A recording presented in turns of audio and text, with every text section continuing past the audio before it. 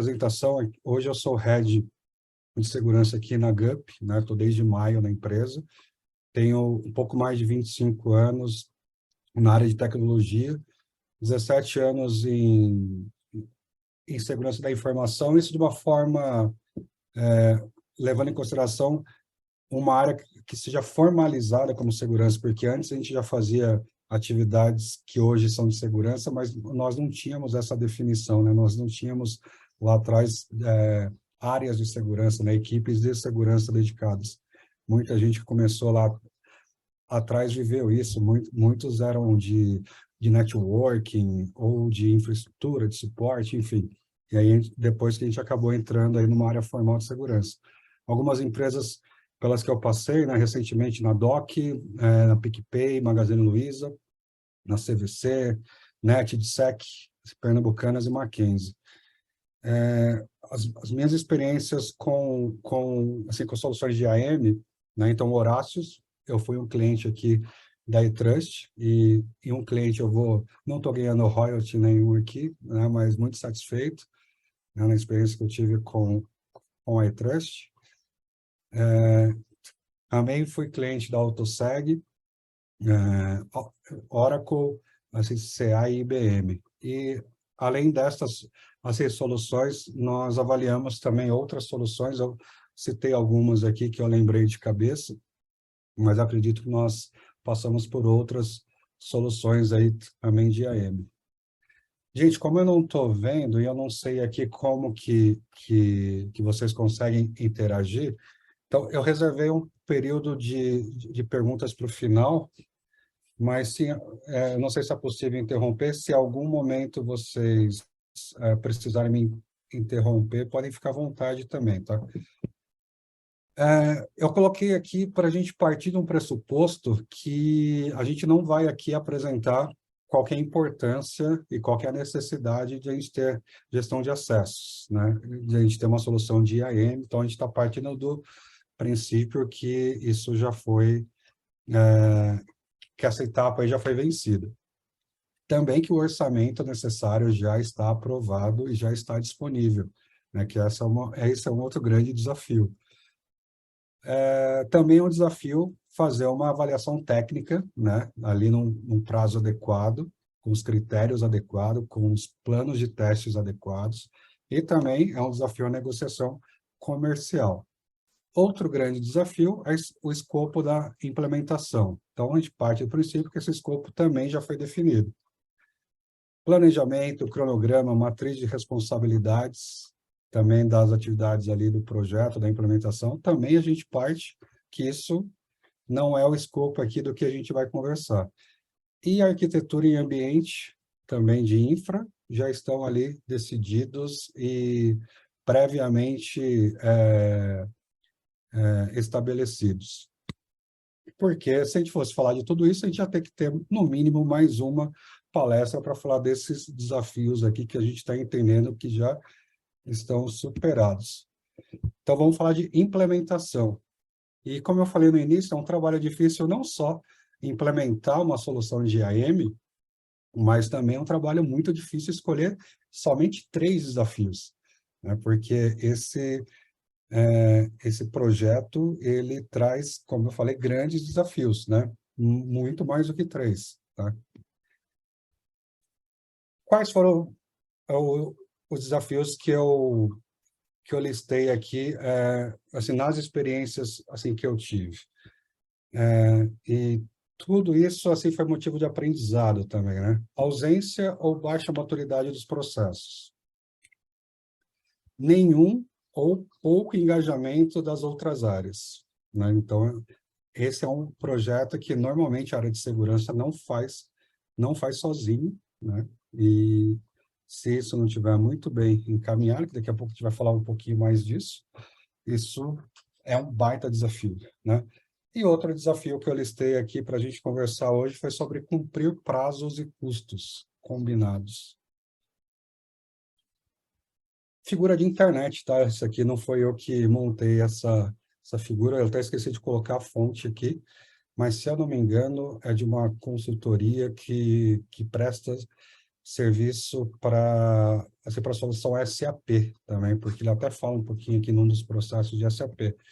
Mas a ideia aqui é só para a gente ter uma visualização, né, uma imagem de alguns dos processos, né, da etapa desse ciclo de vida aí de gestão de acessos e identidades, né, que nasce ali normalmente quando a pessoa chega na empresa, e aí tem toda uma questão ali de concessão de acessos, de segregação de função, de integração entre as aplicações, do autoatendimento do usuário, né? E aí as movimentações que esse usuário ou essa pessoa, né? Que essa pessoa assim, faz ao longo da estadia dela na empresa ali, né? Tanto assim, as promoções, quantos períodos de licença, isso vai depender muito de regras ali que variam de empresa para empresa, auditorias, né? Toda a parte de relatórios e evidências que a gente precisa gerar ali, matriz de perfil de acesso, enfim, uma série assim, de processos que fazem parte desse ciclo de vida aí da identidade da pessoa, né? Que começa quando ela entra na empresa e normalmente se encerra assim, no desligamento, né? Voluntário ou não. E como que a gente resolve, né, esse tipo assim, de desafio, né? Obviamente, não é um script aqui, né? Se alguém resolver codar isso daqui, falar assim, eu vou usar esse script aqui para qualquer implementação de IAM que eu for fazer, com certeza você vai ser mal sucedido, né? Porque uma que eu não fiz esse esgotamento, nem sei se eu sou capaz de fazer isso, e outra que varia, né? Isso a gente vai falar também mais um pouquinho mais na frente, assim, varia muito de acordo com a cultura, com a organização da empresa. Então, essa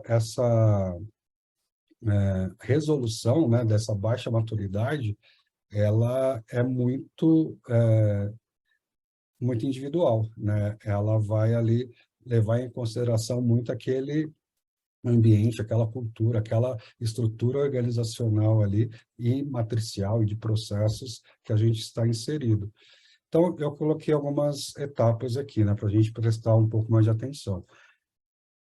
Assim, levantar, ou então, caso não exista nada, a gente tem que fazer um mapeamento dos processos e fluxos relacionados à IAM. Então, eu coloquei aqui alguns exemplos, né? Assim, quem é que faz, né? Onde que é feito o cadastro de uma pessoa nova, né? Isso é em algum sistema de RH? Como que o gestor solicita essa vaga? Como que isso é aprovado? Como que a pessoa chega? Né? Toda aquela parte de admissão, a gente já pode começar a considerar a IAM ali, né? Muitos projetos já facilitam não só a vida do time de segurança ou do time de tecnologia, mas facilitam muito a vida assim, do pessoal ali do antigo departamento pessoal, né, de recrutamento, toda a parte de admissão, né, de documentação, entrar em documentação, de exame médico, de material necessário para trabalhar, disparar o computador, enfim. Na época que tinha ramal, já designava qual que era o ramal. Algumas empresas ainda estão presenciais, né? Foi na época porque eu tô 100% remoto agora, mas muitas empresas ainda estão presenciais. Então, inclusive o crachá, assim, carteirinha de convênio médico, muitos dos processos de admissão é possível da gente endereçar aqui nessa etapa aqui de gestão de acesso, né? De implementação do IAM. Como que os acessos são revogados, como são alterados, se existe uma matriz de perfil, assim, aquele tal do modelo de concessão de acessos por função, né, o RBAC. Então, de acordo com a área que a pessoa está, assim, que ela está alocada, e do cargo dela, que tipo de acesso que ela já pode ter como pré-aprovado ali, para você ganhar agilidade ali e não ter que ter uma etapa de aprovação que que possa ser evidenciada ali numa possível auditoria, numa matriz, né? Numa política ou num procedimento que você escreva ali e você já atribua alguns acessos básicos de acordo com a área e com a função. Se a gente tem quais são os donos de perfis, né, para a gente ter aquela cadeia de aprovação, então alguns acessos eles não podem ter somente a aprovação do gestor direto, né? E é sempre bom que tenha alguma aprovação, né? Tem alguns processos que a gente sabe que não tem nenhuma aprovação, a pessoa simplesmente pede o acesso e ela já recebe. Então, é bom que tenha ali, de acordo com o permissionamento, além assim, da aprovação do gestor direto, do superior imediato, também a aprovação do dono do perfil. Em alguns casos de acesso mais privilegiado, pode ser necessária também a aprovação do time de segurança ou de alguma outra área assim, da empresa. Se a autenticação vai ser centralizada, aqui entra muito a questão do single sign-on, né? Qual que vai ser o protocolo que vai ser utilizado para isso. Eu deveria ter falado no início, eu não vou entrar muito em questões assim, técnicas aqui, não é o objetivo. Aqui talvez seja o único momento que eu falei de protocolo, então, que tipo de protocolo ou que tipo de base autoritativa que a gente vai usar, né? O LDAP normalmente é mais comum, então a gente vai usar o Active Directory, a gente vai usar o Azure, a gente vai usar a AWS, enfim. A gente precisa definir isso nessa etapa aqui também. Aí entra também a questão de revisão periódica de acessos, né, e dos perfis, como que é criado um perfil novo. Entra uma regra de negócio que envolve principalmente o time de recursos humanos, né, o time de gente ali da empresa, às vezes o jurídico também, em relação a bloqueio ou não dos acessos durante férias, assim, durante licenças. A gente sabe que muitas pessoas tiram férias somente no papel, então de ter também o fluxo para tratar essas exceções, isso tudo precisa ser mapeado nessa fase aqui de levantamento, ou então precisa ser criado. E muito mais coisas, obviamente. Então, se a gente fez esse levantamento, né, a gente fez ou a gente escreveu esses fluxos, né, assim, mapeamos esses fluxos, identificar ali possíveis falhas, possíveis assim, pontos de melhoria, é importantíssimo aqui, porque é aquela máxima, né, coloco aqui, se a gente tiver um processo ruim, essa ferramenta ela só vai escalar o que é ruim, né, e você resolver manualmente o que é ruim, já é difícil. Você resolver algo que está escalado e que está escalado de uma forma ruim, pô, é mais difícil ainda. Então, muita atenção nesse momento aqui de revisar os gargalos, os pontos ali, as burocracias desnecessárias, as etapas desnecessárias. Então, deixar o processo o mais ágil possível, o mais fluido possível ali, né? Diminuir muito o atrito ali.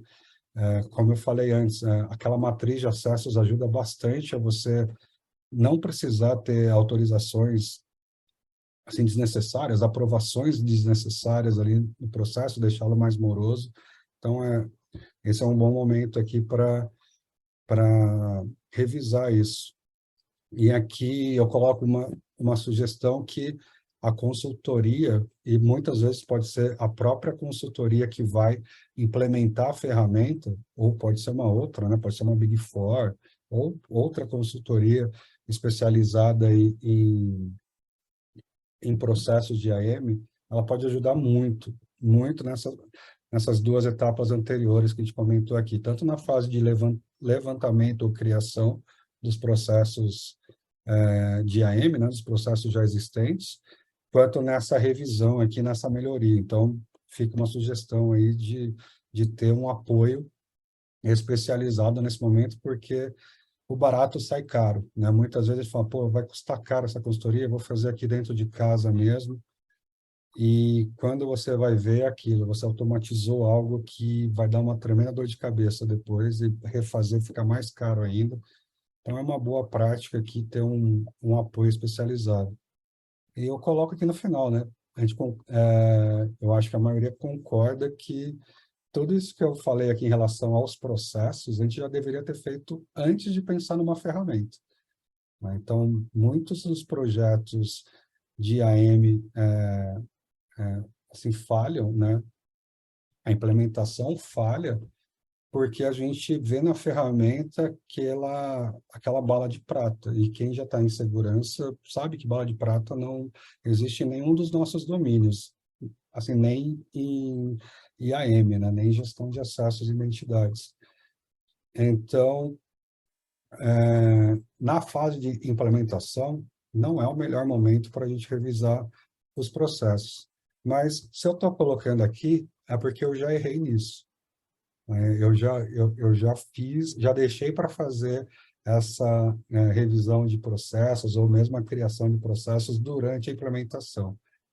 E aí isso vai impactar que é um dos outros desafios que eu coloquei ali, que é a parte de custo e prazo, né? Inevitavelmente, deixar para fazer essas atividades aqui no momento da implementação também é uma razão para impactar no custo e no prazo do projeto.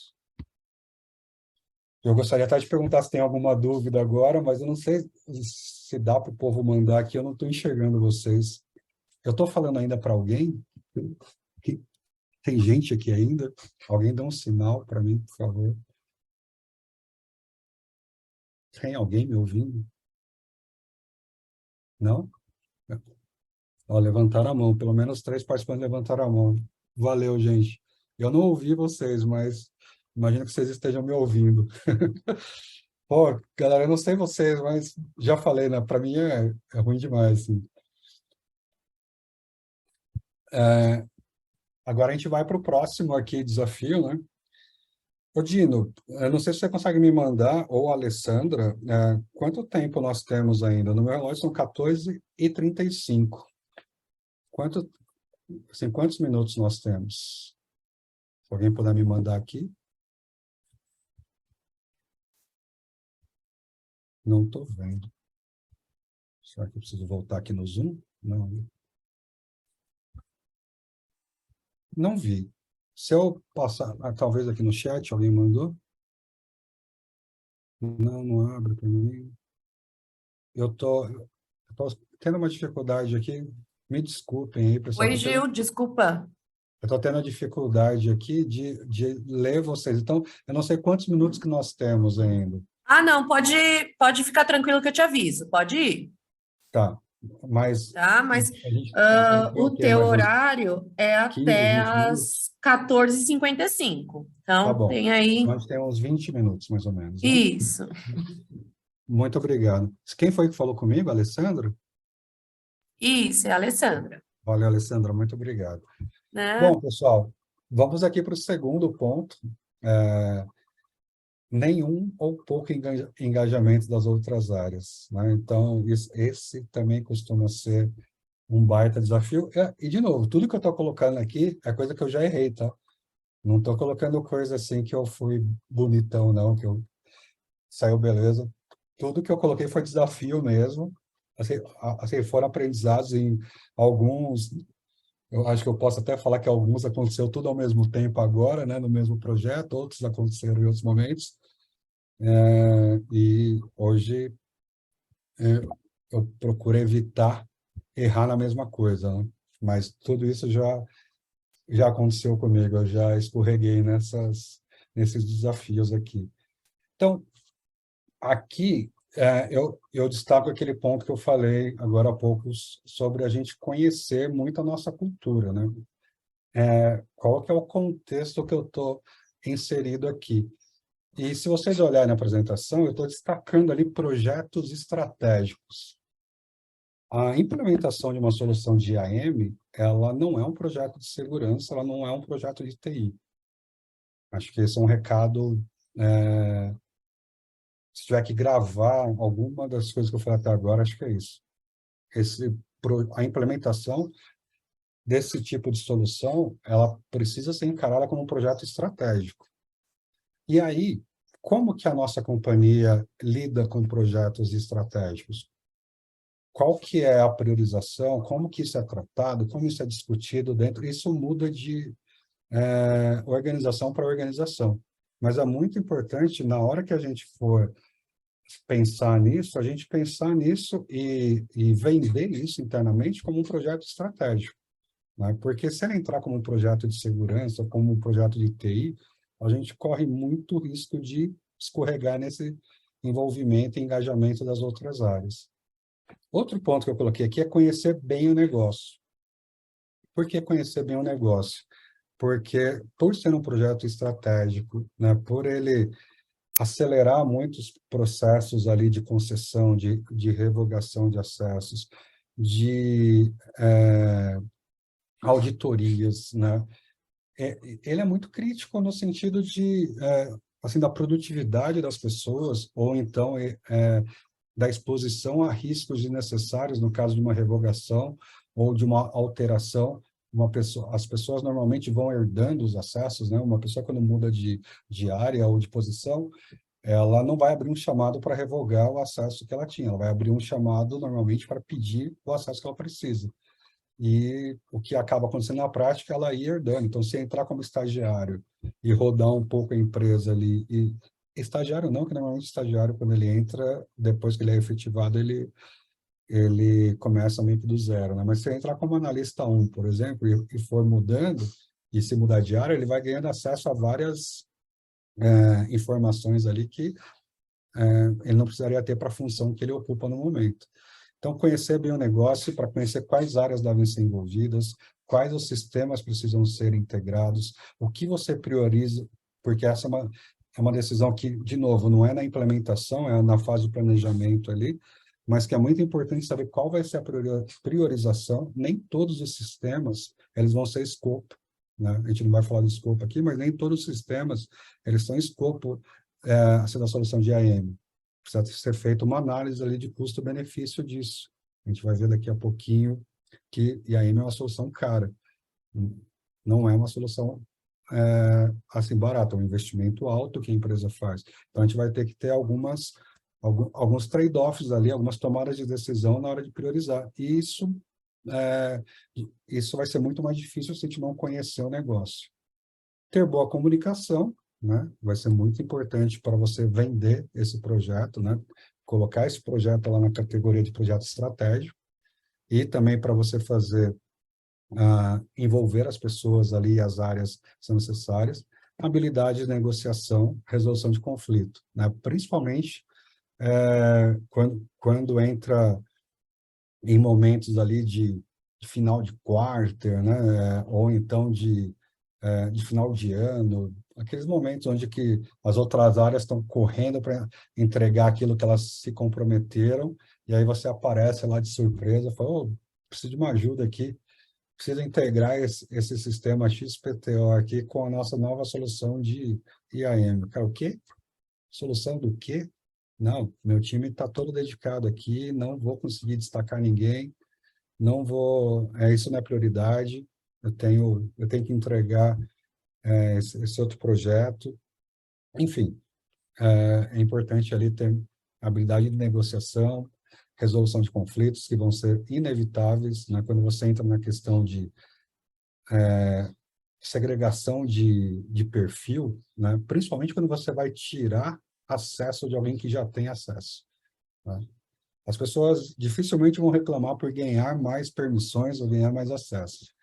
Mas na hora que você precisar revogar, cortar algum acesso, algum privilégio que a pessoa já tenha, e entra a síndrome da pequena autoridade aqui também, né, que muitas vezes a pessoa de segurança tem, né, em relação a essa ação, e também a pessoa que detém uma determinado nível de permissão também se acha empoderada ali e vai querer defender aquilo e vai surgir um conflito ali. Além, né, da cultura, além de conhecer o negócio, além da boa comunicação, eu coloco também aqui, poderia estar subentendido até na primeira linha, né, ter o apoio do C-Level, mas eu destaquei porque se você não tiver um patrocínio forte, né, para esse projeto. A chance de dar ruim é grande, né? A chance desse desafio aqui realmente acontecer ali, você não ter um engajamento e envolvimento das outras áreas é muito grande. Então, é muito bom, né? E eu recomendo assim que tenha alguém do Celeb, se não for você, né? Porque hoje, felizmente, muitos colegas, muitos CISOs já estão em posições ali de C-level, né? Então conseguem sentar na cadeira e discutir ali as iniciativas, os projetos, enfim, o que é necessário para a organização em nível estratégico. Então, se você não for o próprio patrocinador, se você não tiver essa cadeira, não tiver esse crachá, que você tenha alguém do C-level te apoiando aí nessa frente, nesse desafio. E eu cito aqui algumas áreas que normalmente são envolvidas, né? Não se limitam a essas, por isso até eu coloco etc. no final ali. Então, obviamente, área de segurança, área de tecnologia, área, eu chamei de RH, mas esse nome muda de acordo com a empresa, né? Pode ser people, gente, enfim, o nome que for, mas alguém de recursos humanos ali precisa estar envolvido. Jurídico, área de auditoria interna, área de comunicação, né? Enfim, algumas das áreas que vão precisar ser envolvidas. E uma última sugestão que eu faço aqui, que é uma boa estratégia colocar esse projeto, né, essa implementação, e aí depende também muito da cultura da empresa, como que a empresa distribui, como que ela define metas, né? Aqui no meu caso, hoje é o OKR, que a gente define, né, por um determinado período, e você atrelar essa meta, esse objetivo, não só ao time de segurança ou ao time de tecnologia, mas se você conseguir colocar ele atrelado, mesmo que não seja um percentual alto, mas que tenha um percentual de cumprimento, de atingimento atrelado a esses outros times, pô, fantástico. Porque aí você vai conseguir ter ainda mais engajamento e apoio aí dessas outras equipes. Aí, de novo, estou sendo repetitivo, mas também, na minha visão, esses são alguns pontos que a gente precisa puxar um pouquinho antes, né? A gente precisa se preparar assim, para eles, né? Já ter isso em mente antes de iniciar a implementação, né? Para ela seguir num fluxo ali assim, mais rápido, né? Mais ágil, com menos impactos ali. Se a gente conseguir puxar isso antes da implementação, ótimo, né? Então, fica a dica aí do nosso amigo que nunca implementou um IAM na vida, provavelmente nem sabe o que é o IAM, mas, contrariamente ao que a maioria dos brasileiros pensam, eu penso que é um baita piloto. Foi um baita acertador de carro também, só que concorreu com um alemão que simplesmente foi um ícone. Mas isso a gente pode falar tomando cerveja e falando de Fórmula 1 e de outros assuntos legais aí também. E eu tinha falado, e o nosso amigo aqui também está falando, IAM é caro, o Dino provavelmente vai me cortar agora, né, Alessandro? Alguém vai cortar meu microfone, mas mesmo a iTrust, né, que eu não estou, de novo, não estou ganhando R$1 aqui para falar deles, mesmo a iTrust sendo uma das soluções com melhor custo-benefício que eu conheço, né? Não vou falar do mercado, tal, todos, porque eu não conheço todo mundo, mas assim, nas que eu conheço, a iTrust tem um excelente custo-benefício, ainda assim é caro, né? É um investimento alto que você precisa defender ali, e eu sempre comento com os vendedores, né, com a galera comercial, que vender assim, a segurança, eles venderem, assim, para mim, não só IAM, vender qualquer outra coisa. serviço, produto, seja o que for. É difícil eles me venderem, mas também é muito difícil eu vender isso dentro de casa. E quando a gente consegue esse investimento, a gente tem que fazer bom uso. Eu fico indignado mesmo, assim, lembrando meu lado Gil, aí o outro Gil, Gil do Vigor, eu fico indignado quando a gente não otimiza a grana que a empresa disponibilizou para a gente, né? Quando a gente não otimiza esse investimento. Porque é tão difícil a gente conseguir essa aprovação, e aí a gente implementar mais ou menos, ou então a gente deixar a funcionalidade, enfim, assim, fazer mau uso da grana, eu acho que isso repercute mal para todo mundo e dificulta muito a próxima iniciativa, né? A próxima venda interna, a próxima implementação. Então, a gente precisa ter muito cuidado com essa questão aqui de grana, né? E do prazo também, que obviamente uma coisa acaba sempre associada à outra. Estou olhando o meu tempo aqui, estamos em tempo ainda. Resolver os desafios 1 e 2 já ajuda bastante. Como eu falei lá atrás, né, toda aquela parte da, da baixa maturidade de processos e do não engajamento, né, ou pouco engajamento das equipes, vai impactar no prazo e vai impactar, consequentemente, na grana. Então, se a gente conseguir endereçar aqueles pontos, já vai ajudar muito aqui a gente cumprir os nossos prazos e os nossos custos. Está falando de implementação, mas destacar aqui que planejar de novo, planejar mais uma vez, revisar o que foi planejado e voltar e planejar de novo é, é uma boa ideia, tá? Então, invistam tempo nessa etapa de planejamento. Como eu falei nos dois anteriores, se a gente tivesse puxado para o planejamento, a nossa implementação seria mais simples. Então, dediquem aí um tempo importante nessa etapa de planejar. Que revisem, né, consultem. Né? Quando a gente tem alguma dúvida lá, alguma coisa séria com o médico, normalmente a gente não fica numa única opinião. Então, procurem profissionais agnósticos aí à tecnologia, né? Se você não conhecer ninguém, dá uma pesquisada no LinkedIn, dá uma pesquisada aí na internet, no Google, e chama para bater um papo. Não precisa nem necessariamente abrir que você está no projeto de implementação, mas se troca uma ideia agnosticamente. Se você tiver amigos que atuam nessa área, melhor ainda, né? Mas dê uma perguntada aí, dá uma revisada no que você está planejando. Vai ajudar.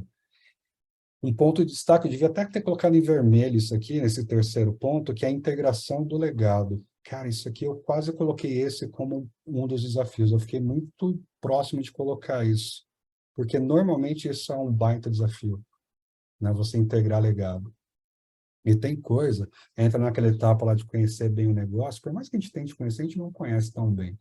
A gente se esforça e tal, a gente vai lá, procura as áreas, mas pô, chega na hora a gente as coisas vão aparecendo. E tem coisa que puta, é complexa, vai grana, não tem gente mais para... A pessoa que conhecia aquela aplicação já não está mais na empresa, não tem documentação, é uma tecnologia obsoleta que está lá e ninguém quer mexer porque está funcionando, mas, pô, seria bom integrar por questão de governança, por questão de auditoria, por questão de agilidade na concessão e revogação. Cara, isso aqui costuma ser um baita desafio mesmo. Então, muita atenção aí com o legado, que isso pode impactar no prazo e no custo.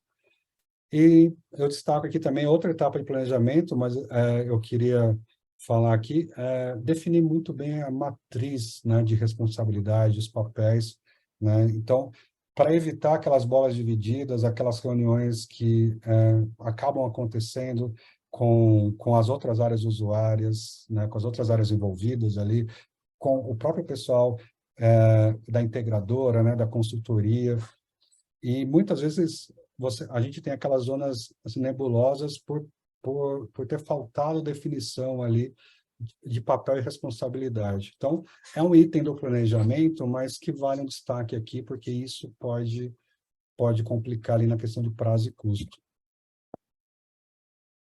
Implementamos nosso IDM, Agora a vida ficou mais fácil, tudo automatizado, tudo ágil, né? O cara chega, já tem tudo que ele precisa, o cara vai embora, o acesso é revogado tempestivamente, o auditor vem encher o saco, não posso falar assim, o auditor vem aqui auditar a gente, está aqui os relatórios, acessa aí, ó, toma uma credencial, navega aí na minha ferramenta, pega o que você precisa.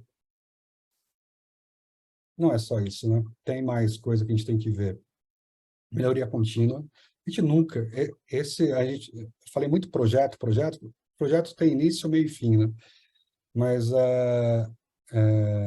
o correto aqui é muito processo, né? A gente falou processo lá no início, processo. A gente sempre vai ter que estar revisando e melhorando.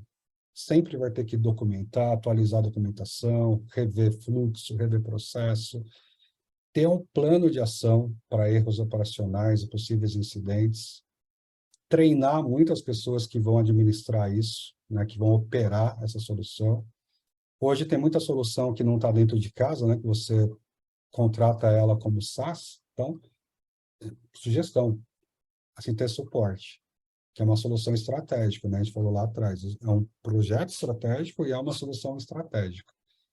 E alta disponibilidade, né? Se você não lembrou disso lá no planejamento, fica a dica aí da alta disponibilidade. Cara, isso aqui é crítico.